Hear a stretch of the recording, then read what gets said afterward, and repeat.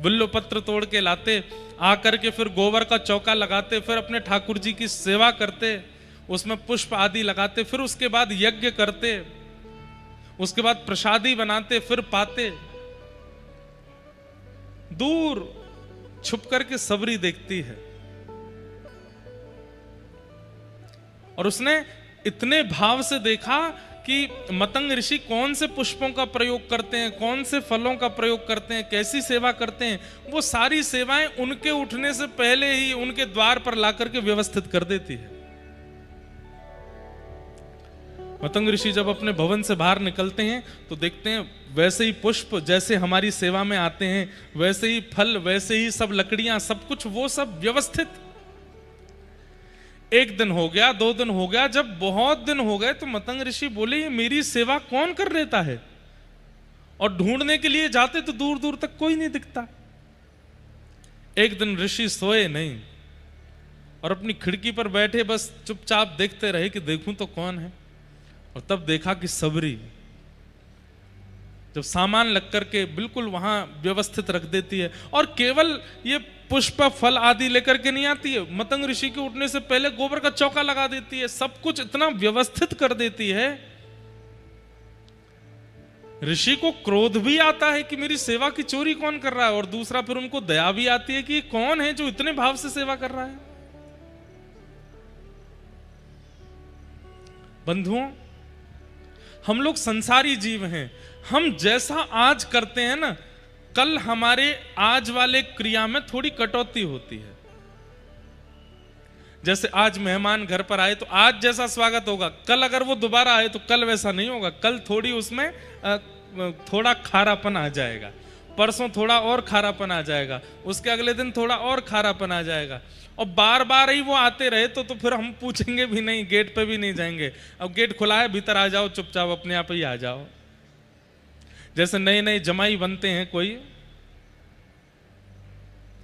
जो लोग बने उन्हें पता होगा, हमें तो नहीं पता, पर जो नए नए जमाई बनते हैं पहली बार ससुराल जाते हैं तो सास कितना स्वागत करती है। साली साहिबा बिल्कुल महाराज जीजा जी को ऐसे रखते पलकों पर। लेकिन जब जीजा जी 1, 2, 3, 4, 5 साल पुराने हो जाते हैं, फिर जीजा जी आके बाहर फोन कर रहे हैं, अरे कोई गेट तो खोल दो। क्यों? ये मानव का स्वभाव है कि उसका प्रेम प्रति क्षण घटता है, हर दिन घटता है। और कहीं ना कहीं हमारी यही व्यवस्था, यही अवस्था ठाकुर जी की सेवा में भी होती है। वहां पर भी हमारा जो उत्साह है प्रतिदिन घटता रहता है।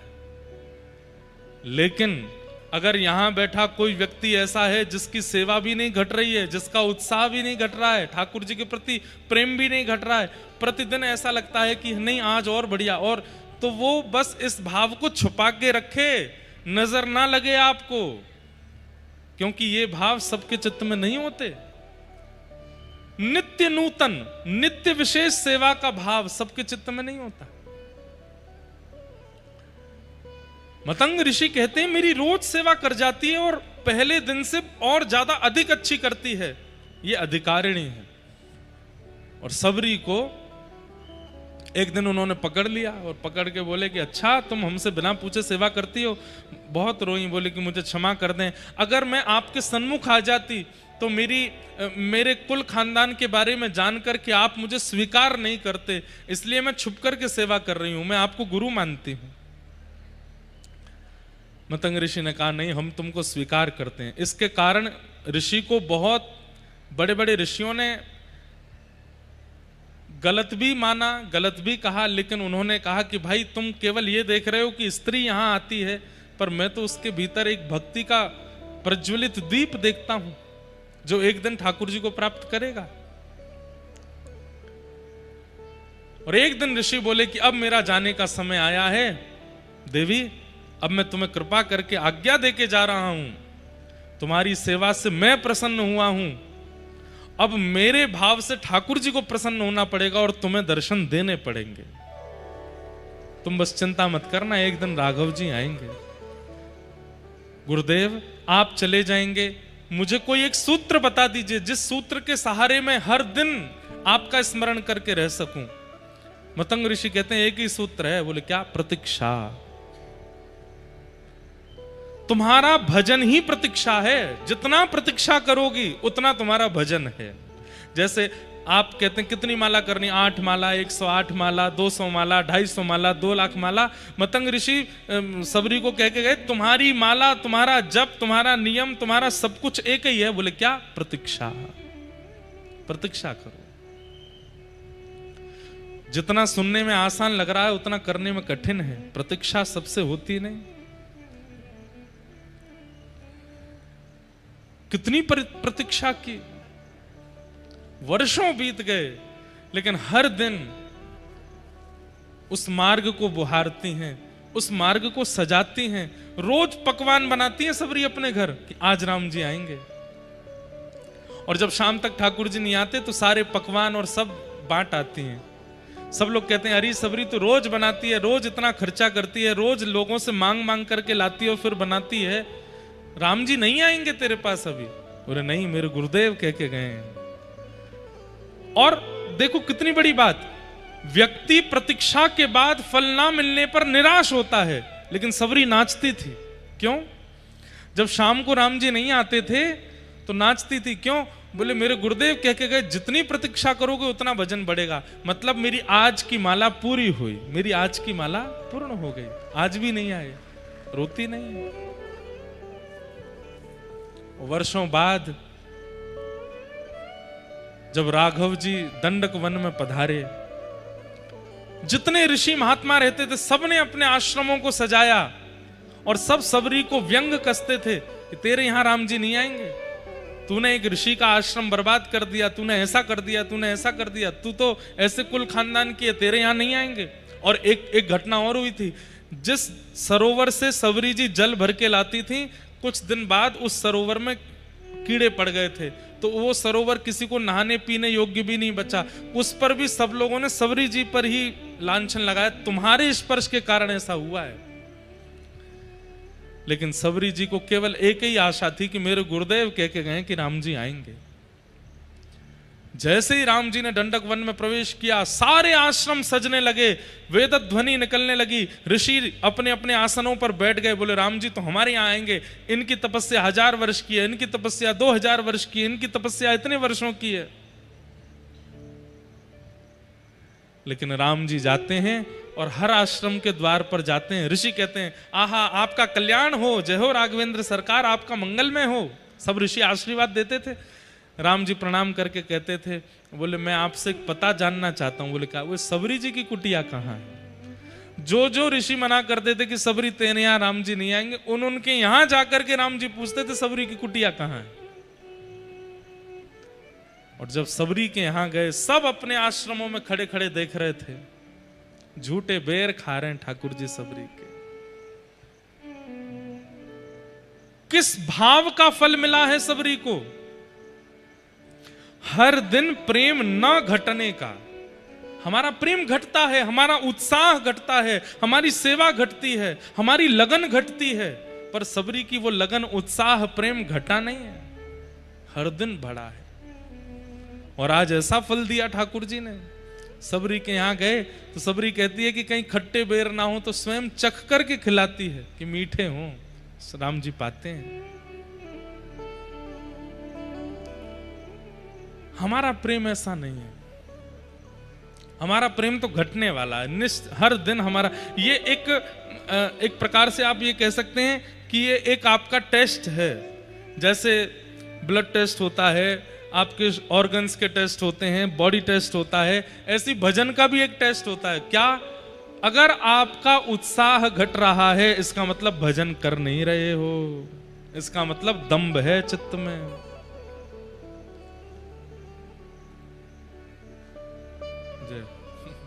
दिख नहीं रहे हैं।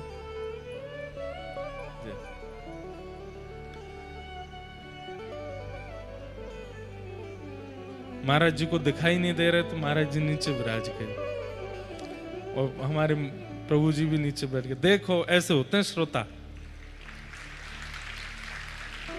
आप लोगन की तरह नहीं, या मैं कोनी मार या के बालन ने खींच पीछे कर नीचे बैठ चिल्ला रहे किल्ला रहे, ऐसे होते हैं। वहां ब्राह्मण देवता बेचारों को गर्मी लग रही है, अपने आप ही पंखा चल रहे हैं, एक पंखा लगवा दो भैया छोटा है यहाँ पे, एक ही व्यक्ति उठना, सब मत उठ जाना।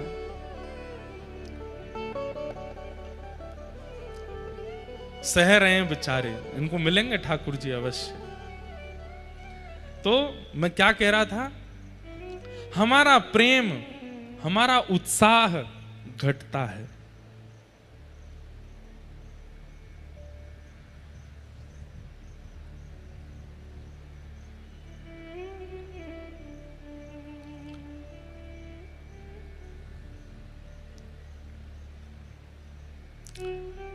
उत्साह बढ़े तो समझो कि भजन बन रहा है, और भजन के साथ साथ चित्त के विकार नष्ट हो रहे हैं। अगर वो विकार अब भी चित्त में हैं तो उत्साह घटेगा, बढ़ेगा नहीं। ब्रजवासियों की यही स्थिति हुई है, जब से लाला को जन्म भयो है उत्साह बढ़ रहे हो है सबन को। आज ऐसे उत्सव मनाएंगे, आज तो अष्टमी है, लाला को जन्मोत्सव मनेगो, आज तो बुधवार है, लाला को जन्मोत्सव मनेगो। अरे मैया आज तो मंगलवार है, लाला को मैया के मंगलवार को काई को उत्सव होएगो। बोले मैया तेरे लाला ने आंख तो मंगलवार को खोली ना, वाको उत्सव मनेगो, हर मंगलवार को आंख खोलवे को उत्सव।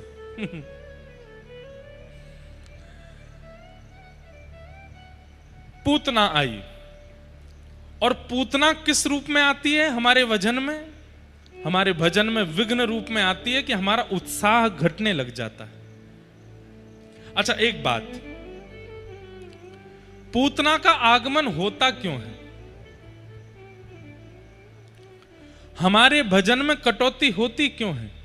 ऐसा कौन सा अपराध हमने किया है जिसके कारण भजन में, सेवा में, कथा में हमारा उत्साह घटता है? वैष्णव अपराध, भक्त अपराध, वैष्णव अपराध। मान लीजिए कोई संत आपको मिले खरगोन में, और उन संत से जब आप मिले तब तो बहुत प्रेम से मिले, लेकिन 2-4 दिन बाद आपके मन में आया कि यार वो संत महात्मा हमको मिले थे, हमें लगता है वो इतने अच्छे हैं नहीं जितने अच्छे दिखा रहे थे। हो गया वैष्णव अपराध। हम ओमकारेश्वर गए थे, महादेव की पूजा कराने वाले पंडित जी, हमें लगता नहीं है वो ज्यादा ज्ञानी थे। हो गया वैष्णव अपराध। हम वृंदावन गए थे, बिहारी जी का दर्शन करके हमको लगा ये बिहारी जी तो ऐसे ही सब जगह इतनी ख्याति हो गई, बिहारी जी में इतना विशेष कुछ है नहीं। हो गया अपराध। व्रजवासियों के प्रति, संतों के प्रति, ब्राह्मणों के प्रति, विप्रों के प्रति, भगवत भक्तों के प्रति सूक्ष्म से सूक्ष्म भी भावना आपके मन में आती है कि ये श्रेष्ठ नहीं है, वही अपराध है, और उसी के कारण भजन घटता है, पूतना आती है। इसलिए हमारी प्रार्थना, कोई यदि आडंबर भी कर रहा है ना, तो भी आप उसको प्रणाम ही करो। आप अपने मन में उसके प्रति दुर्भाव मत लेकर के आओ। ठाकुर जी देख लेंगे अगर कोई आडंबर कर रहा होगा, नाटक कर रहा होगा। आपके पास अधिकार नहीं है उसकी स्थिति को आकलन करने का। आज सुबह प्रेस वार्ता हुई, उसमें हमसे बार बार यही पूछा जा रहा, संत ऐसे क्यों करते हैं, वक्तागणों के कथाओं में ऐसा क्यों होता है, ऐसा क्यों? देखिए, आप उनको वैष्णव ही मानो, आप उनको वक्ता ही मानो, आप उनको संत ही मानो। आप उनमें यदि दुर्भाव और दोष देखने लग जाओगे तो आपसे अपराध बनेगा। आप कहेंगे महाराज जी ऐसे तो फिर किसी का विरोध ही नहीं होगा, सब गलत से गलत करते जाएंगे। देखो हमारी एक बात, कोई व्यक्ति गलत करता है और कोई व्यक्ति आडंबर पाखंड करता है, लेकिन आप फिर भी उसके प्रति श्रद्धा रखते हो, उसके प्रति आस्था रखते हो, जानते हुए भी आस्था रखते हो, तो आपकी आस्था उस व्यक्ति को सुधार देगी। आपकी आस्था उस व्यक्ति के चित्त से आडंबर को नष्ट कर देगी। यह बात आपको माननी पड़ेगी। इसलिए वैष्णवों के प्रति अपराध मत करो। पूतना आई, इतनी सुंदर बनकर के आई कि सब पूतना को देखते रह गए। नंद घरानंद भयो जय कन्हैया लाल की, सब नाच रहे हैं, गा रहे हैं, उत्सव मना रहे हैं, लेकिन पूतना के आते सब उसको देखने लगे। इसकी चाल देखो, इसकी ढाल देखो, कितनी सुंदर है। और यही तो पूतना करती है, भजन में विघ्न, उत्सव में विघ्न, कथा में विघ्न, नाम जप में विघ्न। ये जो भी विघ्न आते हैं भगवत सेवा में, वही पूतना है। सब ब्रजवासियों को अपनी ओर मोहित करती हुई जैसी पूतना नंद भवन में गई, यशोदा मैया ने पूतना की ओर देखा। यशोदा मैया के चित्त में आया, इतनी सुंदरी आई है, अरे विधाता तेने कछु दिना पहले मेरो लाला भेज दिया होता तो यही ते ब्याह कर देती अपने लाला को, इतनी सुंदर। और पूतना से वार्ता करते हुए फिर मैया ने लाला को पूतना की गोद में दिया। अब यहां पे एक प्रश्न आता है, बहुत ध्यान से सुनिएगा।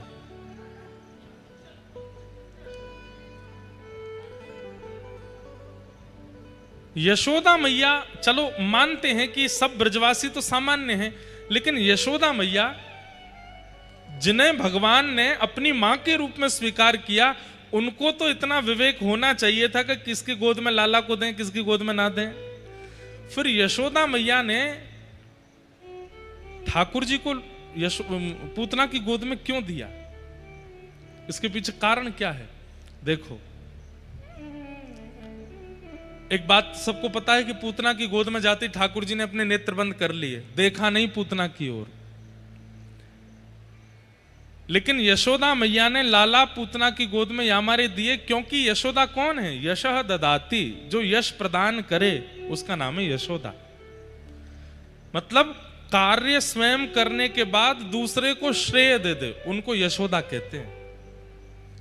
भोजन स्वयं बनाया, लेकिन बता किसका दिया? नहीं नहीं, उन्होंने बनाया, उन्होंने किया। सजावट खुद की, लेकिन पूरा श्रेय किसको? नहीं नहीं, उन्होंने करवाया, हमको तो आता ही नहीं, उन्होंने करवाया। इस प्रकार की भावना जिन लोगों की होती है, उनको क्या कहते हैं? यशोदा, जो दूसरों को यश देते हैं। यशोदा मैया आचार्या हैं। उन्होंने मन में विचार किया कि पूतना राक्षसी है, रूप बदल करके आई है, ठाकुर जी के दर्शन की अधिकारिणी नहीं है, ठाकुर जी के स्वीकार की अधिकारिणी नहीं है। लेकिन जब इतने समीप आ गई है तो इसके दोषों का चिंतन करके मैं भगवान को इससे दूर क्यों रखूं? भले ही ये दोषी है, लेकिन समीप आई है तो ठाकुर जी को इसकी गोद में देना चाहिए, आचार्य भाव से। यशोदा कौन है? आचार्य। आचार्य की सन्निधि में जब जीवात्मा जाता है तो जीवात्मा दोष युक्त ही होता है, पर आचार्य कृपा करते हैं, भले ही इसमें दोष हैं, हे ठाकुर जी भले ही ये दोष युक्त है, पर आप फिर भी इसके पास जाके इस पर अनुग्रह करो। इसलिए यशोदा मैया ने ठाकुर जी दिए।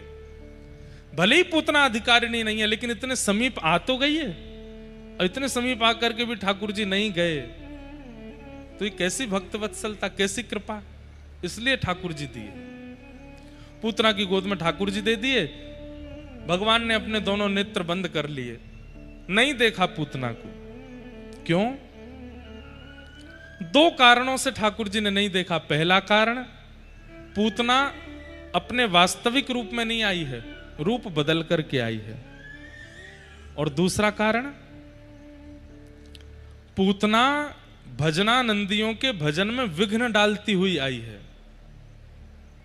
समझ में आई बात? दो लोग ऐसे हैं जिनको ठाकुर जी नहीं देखते।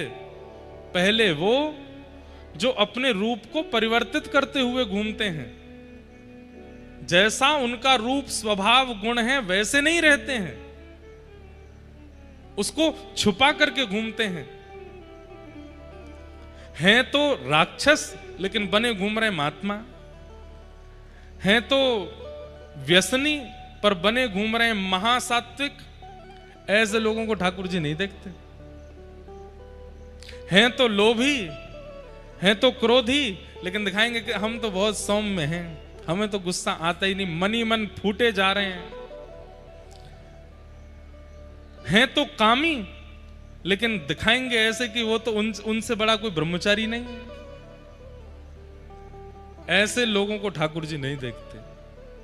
आप कहोगे तो महाराज जी क्या करें, अपने दोष को सब जगह दिखाते घूमें कि देखो हम तो ये हैं, हम तो ये नहीं। सबको दिखाते मत घूमो, लेकिन उस पर पर्दा डालते हुए भी तो मत घूमो।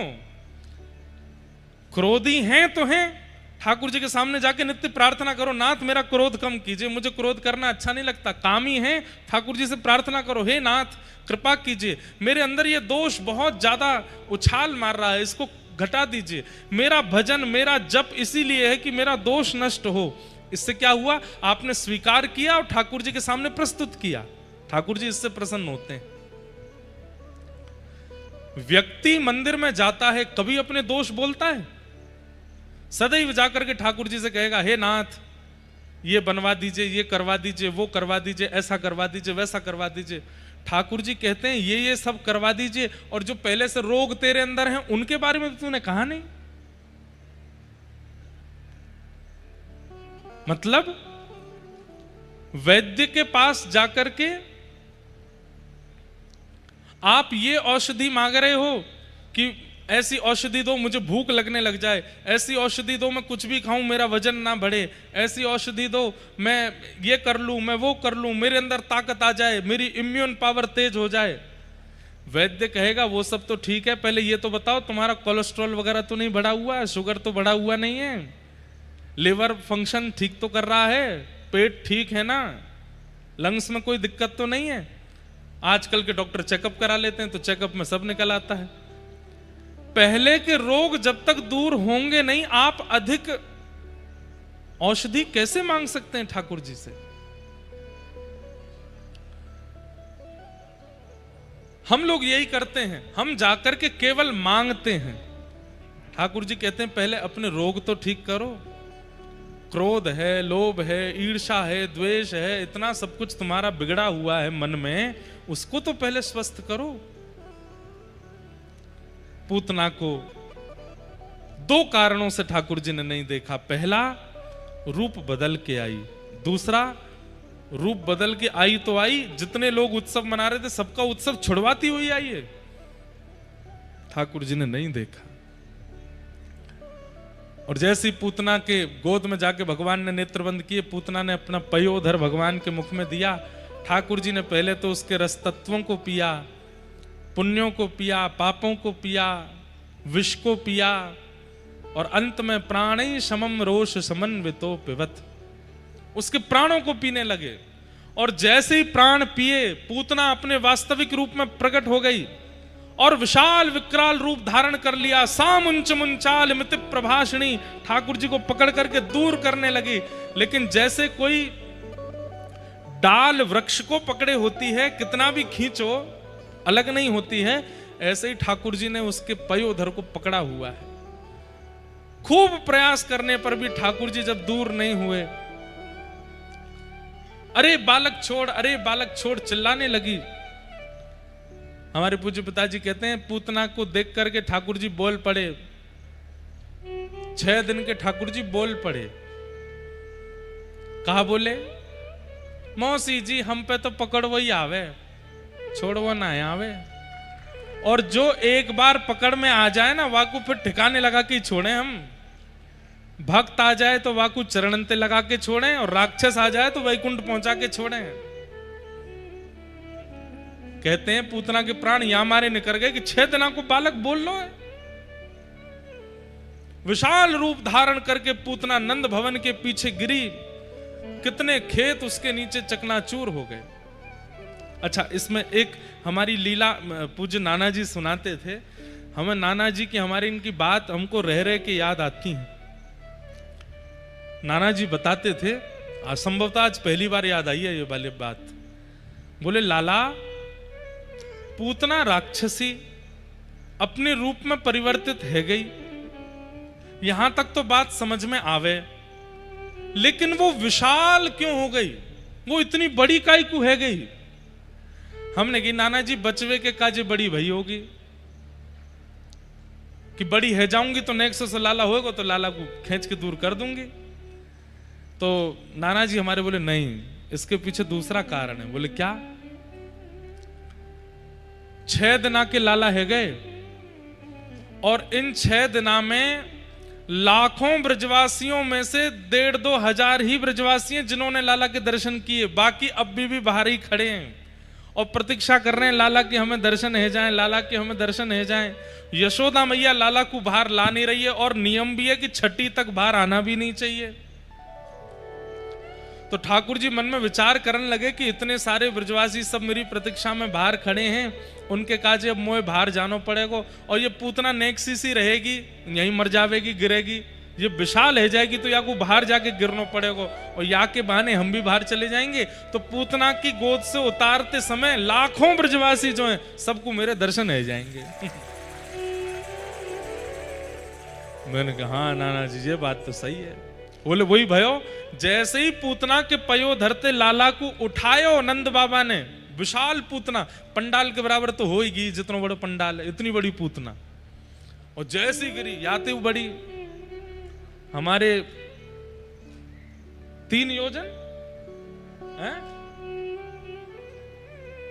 6 कोस ले, एक कोस में 3 किलोमीटर, एक कोस में 3 किलोमीटर, 6 कोस की में 12 किलोमीटर की 18 किलोमीटर की थी। अब सोच लो यहां से 18 किलोमीटर कहां तक है, इतनी बड़ी पूतना भाई। ले हम तो सोच रहे कि नेका पंडाल के बराबर भाई होगी। 18 किलोमीटर अगर खड़ा कर दिया जाए तो बादलों से भी ऊपर चले जाएंगे। इतनी लंबी पूतना है गई, मानो ठाकुर जी ने 84 कोस में दूर दूर तक जितने ब्रजवासी हैं सबन को दर्शन दे दियो एक बार में, लो हमारे दर्शन कर लो। और फिर नाना जी ने दूसरी बात बताई, मैंने कहा बोले लाला देख, ब्रजवासीन को तो फिर भी 1 महीना और दर्शन चलते रहते तो सब ब्रजवासीन को दर्शन है ही जाते, लेकिन नंद भवन में जितनी गौशाला की गैया हैं वो मन में विचार करने लगी कि भैया ये सबरे ब्रजवासी नाच रहे हैं, गा रहे हैं और इनके स्वर और नृत्य हमको बिल्कुल अच्छे नहीं लग रहे हैं। क्यों? इनको तो लाला दिख जाएगो, हमको तो लाला तभी दिखेगो जब घुटमुन चलन लगेगो, नंद भवन से निकल के बाहर आएगो, और वहां में तो अभी 1.5-2 साल लगेगो, 3 साल लग जाएंगे, और 3 साल तक हम प्रतीक्षा कैसे करें? किसी व्यक्ति को बहुत जोर की प्यास लगी हो और पास में बैठा हुआ व्यक्ति पानी का बार बार नाम बोलता हो, आहा ठंडा पानी, आहा शीतल पानी, आहा बिल्कुल चांदी के गिलास में पानी ऐसे पिएंगे और गुटुक गुटुक पिएंगे, तो जिसको प्यास लग रही होगी वो कहेगी भैया तेरे हाथ जोड़े मत बोल। गैयाओं की यही स्थिति हो रही है। नंद भवन में जितने लोग उत्सव मना रहे हैं, नंद घरानंद भयो जय कन्हैया लाल की, ये सुनकर के गैयाओं के नेत्रों से आंसू आ रहे हैं। बोले तुम्हें तो दर्शन मिल जाएंगे, हमें कब मिलेगो लाला, हमारे काजी तो 1.5-2 साल बाद आवेगो बाहर। ठाकुर जी बोले ब्रजवासी को तो दर्शन है जाएंगे, पर ये गैया बड़ी व्याकुल है रही हैं, इनको कैसे दर्शन दूं? तो पूतना के बहाने ठाकुर जी नंद भवन से बाहर आ गए, और जैसे ही पूतना मर करके गिरी, सब ब्रजवासियों को दर्शन देके नंद बाबा लेकर के लाला को नीचे आए। इतने में ही सब बूढ़े बुजुर्ग बोले राक्षसी तो छुप के आयो लाला, या को पहले भवन में मत लेके जाइयो, या को सबसे पहले गौशाला लेके जाओ और वहां जाकर के गैया के मूत्र से या को स्नान कराओ, गैया की पूंछ से या को झाड़ो लगाओ, वहां के बाद लाला पे जितनी अला बलाएं होंगी सबरी हट जाएंगी, वहां के बाद लेके जाइयो। तो 6 दिन के ठाकुर जी ने सब ब्रजवासियों को दर्शन दे दिए और पूतना ते छुबने को बहानों लगा करके गौशाला गए, सबरी गैयान को भी उत्सव मनवाए दियो।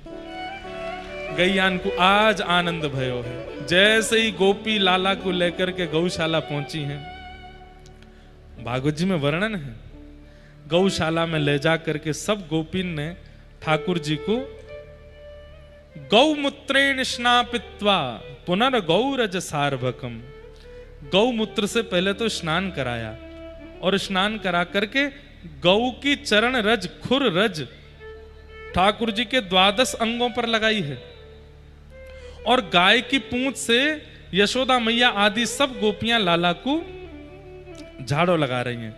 अच्छा एक बात, झाड़ा लगाते समय मंत्र कौन से बोल रही हैं? कितनी सुंदर बात है भागवत जी की। झाड़ो लगाते समय सब गोपियां मंत्र कौन सा बोल रही हैं?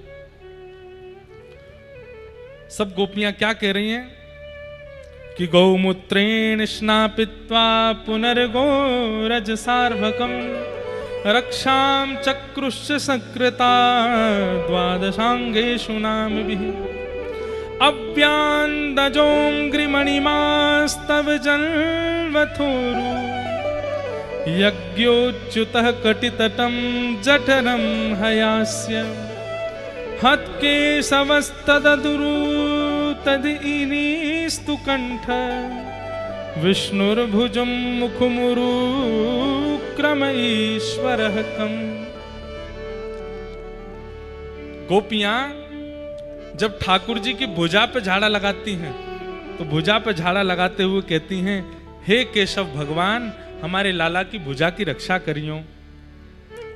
जब ठाकुर जी के उदर पर झाड़ा लगाती हैं तो कहती हैं, हे नारायण भगवान हमारे लाला के उदर की रक्षा करियो। जब चरणों में झाड़ा लगाती हैं तो कहती हैं, हे विष्णु भगवान हमारे लाला के चरणों की रक्षा करियो। और ये झाड़े के मंत्र सुनकर के ठाकुर जी बड़ी जोर से हंस रहे हैं। क्यों? मेरो ही नाम है और मेरे नाम तो मोये झाड़ो लगा रही हैं, मेरे ही अंग प्रत्यंगन को प्रसन्न करने की भावना कर रही हैं। पर वास्तव में ठाकुर जी की हर लीला के पीछे एक संकेत है। और यहां संकेत क्या था? पूतना के द्वारा ठाकुर जी बाहर निकसे और बाहर निकस करके ब्रजवासी और गैयान को दर्शन दे के आए हैं। 6 दिनाते यशोदा मैया जो छुपाई के बैठी लाला को आज सबन को दर्शन है गए हैं और पूतना को वध भयो। बोल पूतना मर्दन भगवान की। ठाकुर जी ने पूतना को वध किया। अब धीमे धीमे ठाकुर जी 3 महीना के है गए और जैसे ही लाला 3 महीना के भय सोई लाला ने करवट बदली। पहली बार करवट लई है और जैसी करवट लई यशोदा मैया तो नंद बाबा ते कहने लगी, बोले मैं तो उत्सव मनाऊंगी। बोले काय बात को उत्सव? आज लाला ने करवट लई है। अच्छा एक बात बताएं, ठाकुर जी ने करवट भी रोहिणी नक्षत्र में लई है और रोहिणी नक्षत्र भी 3 महीना में ही आवे। तो मतलब ठाकुर जी के जन्मोत्सव के बाद पहला रोहिणी नक्षत्र जब आया तब ठाकुर जी ने करवट लई और वह करवट उत्सव को पूरे ब्रजमंडल में मनाए हो गए। नंद बाबा सांडिल्य मुनि के पास गए। सांडिल्य मुनि तो जाके बोले, बाबा गुरुदेव कुल पुरोहित हैं, कहा बात है? बोले यशोदा जी कह रही हैं लाला को करवट उत्सव मनाना है। तो सांडिल्य मुनि जोरते हंसे, बोले करवट उत्सव जैसो कछुना है हमारे शास्त्रन में। बोले अब कह तो रही हैं, आप बताओ कहा करना चाहिए? बोले कोई बात नहीं, लाला के उज्जवल भविष्य के लिए, लाला की दीर्घायु के लिए उत्सव मनाओ।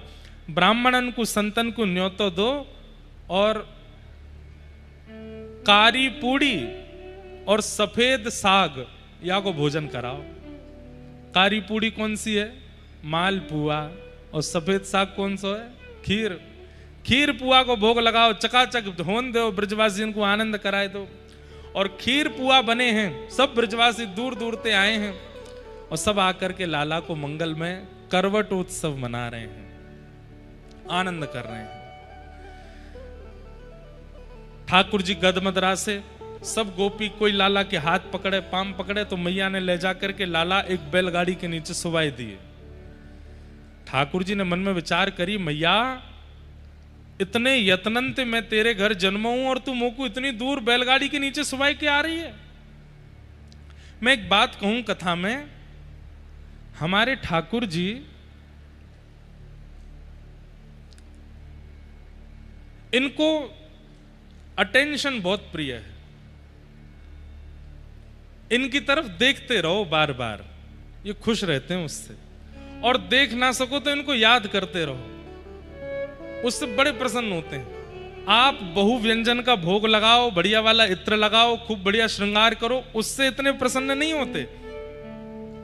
पर इनको प्रेम भर के देखते रहो, उससे बहुत खुश होते हैं। दर्शन कैसे करने चाहिए हमको यही नहीं आता। हम सीधे जाते हैं और ठाकुर जी के आगे आंख खोल करके खड़े हो जाते हैं और महाराज ठाकुर जी को देखते हैं, तुरंत चलते बनते हैं। नहीं बंधुओं, दर्शन की भी एक विधा है। पूरे नेत्र मत खोलिए। क्यों? इतने कोमल हैं ठाकुर जी, आपके नेत्रों की उष्णता उनको लगे ना। धीमे धीमे नेत्रों से दर्शन करो और अब तो मंदिरों में इतनी भीड़ होती है, अब तो कोई नहीं, पहले झरोके होते थे, झरोके से देखते थे ठाकुर जी को, हल्का हल्का देखते थे। क्यों? अब ये तो सामान्य सी बात है, कोई व्यक्ति स्पष्ट सामने आकर के पूरी आंख खोल करके हमको देखे तो हम डर ही जाएंगे, लेकिन कोई व्यक्ति दूर खड़ा है, छुप छुप करके देख रहा है, तो उसके एक बार से देखने पर ही हमें पता चल जाता है कि ये प्रेमी है, इसीलिए सन्मुख नहीं आ रहा है, छुप के देख रहा है।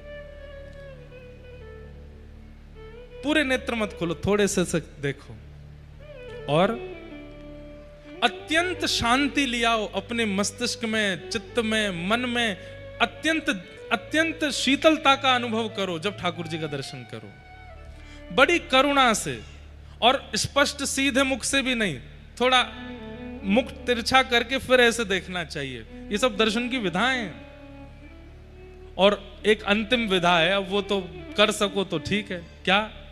सूखे नेत्रों से ठाकुर जी को नहीं देखना चाहिए, सजल हो नेत्र, नेत्रों में थोड़े थोड़े अश्रु बिंद हों। अब जबरदस्ती आंखन में डार मत लइयो कहीं ते। आप लोग जगन्नाथपुरी गए?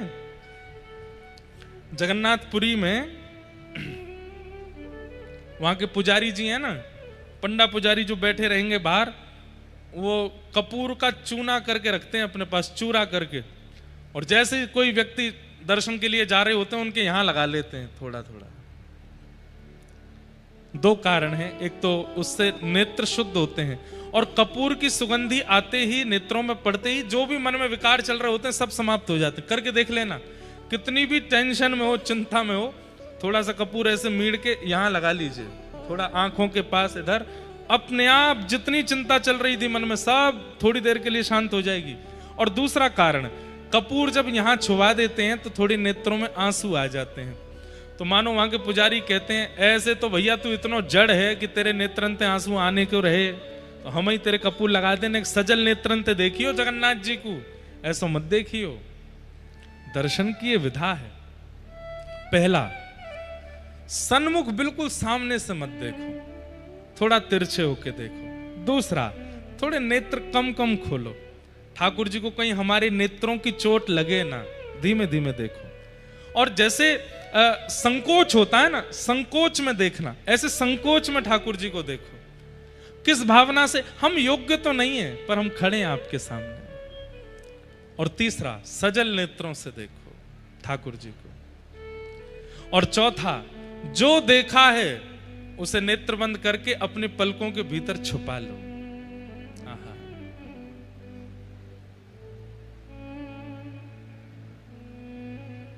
पलकों में छुपा लो,